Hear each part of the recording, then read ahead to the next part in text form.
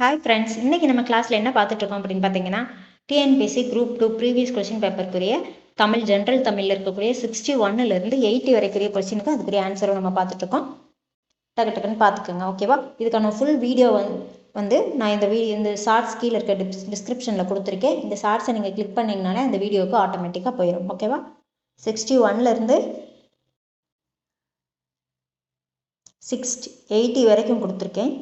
வேணால் ஒரு கிளான்ஸ் அப்படியே பார்த்துக்கோங்க.